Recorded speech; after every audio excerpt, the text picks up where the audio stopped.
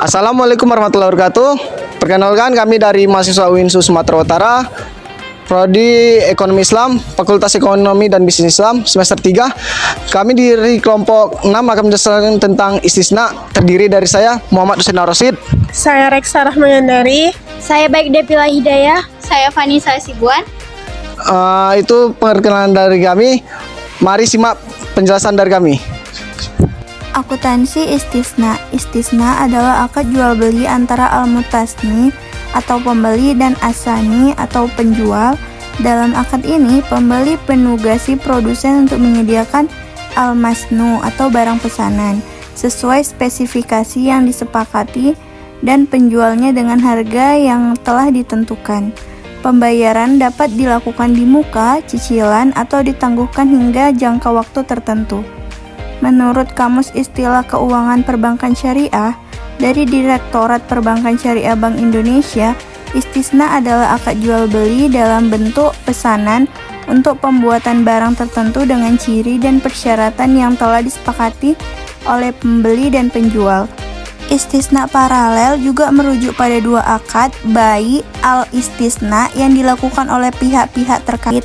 Karakteristik pengukuran dalam PSAK 104 juga dijelaskan bahwa barang pesanan harus memiliki beberapa kriteria, yaitu pertama, diperlukannya proses untuk pembuatan barang yang dipesan setelah akad disepakati. Kedua, barang yang dibuat harus sesuai dengan permintaan pembeli atau limited, bukan barang atau produk yang dibuat massal atau dibuat dengan skala besar. Ketiga, penjual harus memahami dan mengerti betul terkait dengan karakteristik yang umum, yakni meliputi jenis, kualitas, spesifikasi teknis, dan juga kuantitas. Dalam akuntansi istisna terdapat pengakuan dan pengukuran. Di antaranya yaitu yang pertama ada uang muka pesanan nasabah yang diterima bank diakui sebagai uang muka istisna sebesar uang yang diterima. Kedua, uang muka yang dibayarkan bank kepada supplier diakui sebagai uang muka kepada supplier sebesar uang yang diberikan dan diakui sebagai aset istisna dalam penyelesaian pada saat barang diserahkan oleh supplier. Yang ketiga, tagihan bank kepada nasabah atas sebagian barang pesanan yang telah diserahkan diakui sebagai piutang istisna sebesar presentasi harga jual yang telah diselesaikan dan diakui sebagai termin istisna sebesar presentasi harga pokok yang telah diselesaikan. Yang keempat, tagihan supplier kepada bank atas sebagian barang pesanan yang telah diselesaikan diakui sebagai aset istisna dalam penyelesaian dan utang istisna sebagai tagihan supplier. Yang kelima, ada di dalam hal bank menggunakan metode presentasi penyelesaian, maka bank dapat mengakui pendapatan istisna atas pembayaran yang telah dilakukan nasabah sebesar presentasi penyelesaian.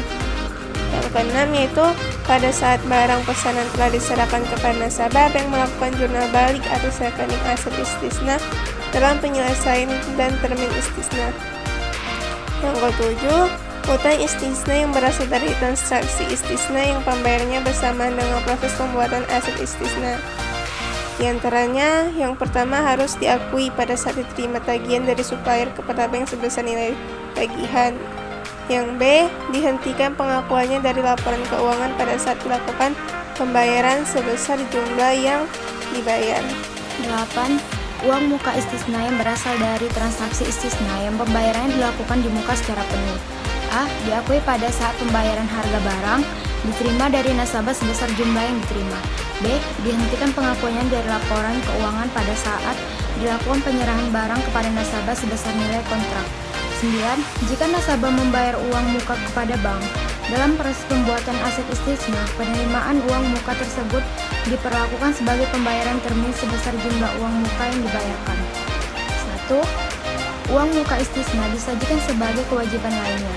Kedua, uang muka kepada supplier disajikan sebagai aset lainnya. Ketiga, utang istisna disajikan sebesar tagihan dari supplier yang belum dilunasi. Keempat, aset istisna dalam penyelesaian disajikan sebesar dana yang dibayarkan bank kepada supplier. Kelima, termin istisna disajikan sebesar jumlah tagihan termin bank kepada nasabah. 6. Piutang istisna disajikan sebesar jumlah yang belum dilunasi oleh pembeli akhir. 7. Margin istisna ditangguhkan disajikan sebagai pos lawan piutang istisna. Pendapatan margin istisna yang akan diterima disajikan sebagai bagian dari aset lainnya pada saat nasabah tergolong performing. Sedangkan apabila nasabah tergolong non-performing, pendapatan margin istisna yang akan diterima disajikan pada rekening administratif. 9. Penyisihan penghapusan aset produktif piutang istisna disajikan sebagai pos lawan atau kontra account piutang istisna. Penyajian.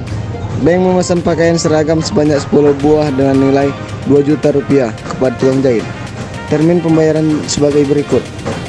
Termin 1 sebesar Rp100.000, termin 2 Rp300.000, termin ketiga Rp600.000, termin keempat Rp1 juta. Setelah lunas, barang diserahkan.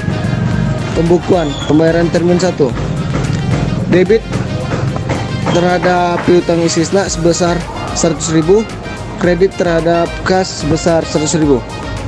Pembayaran termin kedua. Debit terhadap piutang istisna sebesar Rp300.000, kredit terhadap kas sebesar Rp300.000. Pembayaran termin ketiga. Debit terhadap piutang istisna Rp600.000, kredit terhadap kas Rp600.000. Pembayaran termin 4. Debit terhadap piutang istisna Rp1 juta, kredit terhadap kas Rp1 juta. Penerimaan barang. Debit terhadap aktiva istisna sebesar Rp200 juta, kredit piutang istisna Rp2 juta. Kesimpulan, akuntansi istisna adalah proses pencatatan transaksi dalam kontrak istisna, yaitu akad jual beli barang pesanan yang dilakukan dengan pesanan dalam spesifikasi tertentu antara pembeli dan produsen atau penjual dengan harga yang disepakati. Dalam akad ini, barang yang dipesan belum tersedia atau diproduksi, tetapi akan diproduksi oleh penjual sesuai spesifikasi yang diminta oleh pembeli.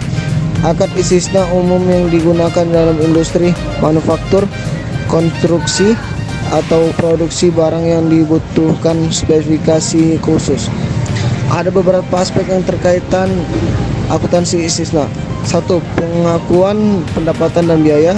Yang kedua, pengakuan aset dan kewajiban. Yang ketiga, pembayaran dan pendanaan. Yang keempat, sistem produksi dan pengiriman. Dan kelima, laporan keuangan dan pengungkapan.